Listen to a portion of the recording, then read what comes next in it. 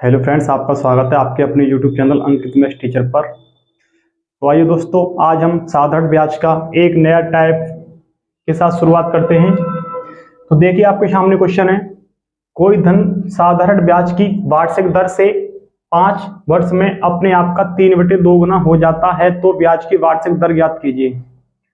तो देखो दोस्तों, इस क्वेश्चन को हम कैसे करेंगे। हमें पूछा दर, हम जानते हैं कि हमें दर निकालने के लिए हमारे पास क्या होना चाहिए, 1 साल का साधारण ब्याज और प्रिंसिपल होना चाहिए। तो देखो हम कैसे निकालेंगे 1 साल का साधारण ब्याज और प्रिंसिपल।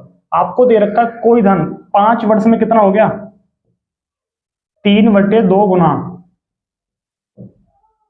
इसका मतलब ये है कि अगर आपका पैसा 2 रुपए था तो 2 रुपए से कितना हो गया, 3 रुपए हो गया 5 साल में।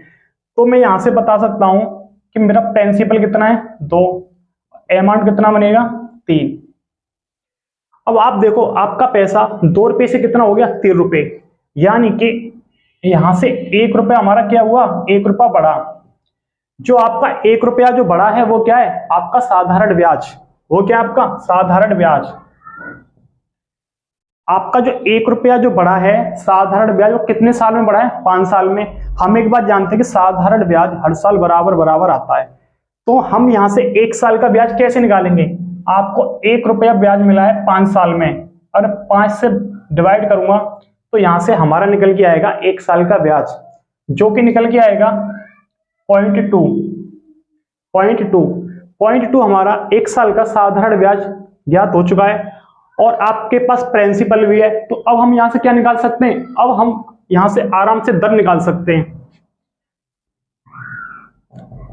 आपके पास 1 साल का ब्याज है 0.2 रुपए, और प्रिंसिपल कितना है आपका 2 रुपए, यानी 2 रुपए का परसेंट बनाने के लिए गुणा 100 करना है। 1 जीरो से पॉइंट खत्म होगा, 2 से 2 खत्म होगा। आपकी रेट ऑफ इंटरेस्ट कितनी निकल के आ गई, 10%, जो कि हमारा ऑप्शन नंबर ए। तो आपके सामने एक और क्वेश्चन है, देखिए, रवि ने सुरेश को कुछ धन साधारण ब्याज पर उधार दिया। 4 वर्ष के अंत में सुरेश ने 6/5 गुना धन वापस किया, तो ब्याज की दर ज्ञात कीजिए। तो देखो दोस्तों, रवि ने कुछ पैसा उधार लिया और उसने सुरेश को 6/5 गुना धन वापस कर दिया। कितने साल में, 4 साल में। आप यहां से देखो, 4 साल में उसने 6/5 गुना धन वापस किया। इसका मतलब यह है कि अगर उसने 5 रुपए सुरेश से लिए होंगे तो उसने उसको कितने रुपए वापस किए, 6 रुपए।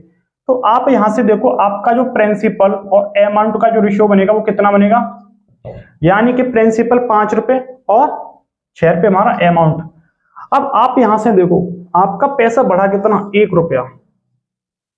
आपका जो 1 रुपया जो बढ़ा है वो क्या है, आपका साधारण ब्याज। हमारे पास 1 साल का साधारण ब्याज हो और मूलधन हमें पता हो, तो हम यहां से दर आसानी से निकाल सकते हैं।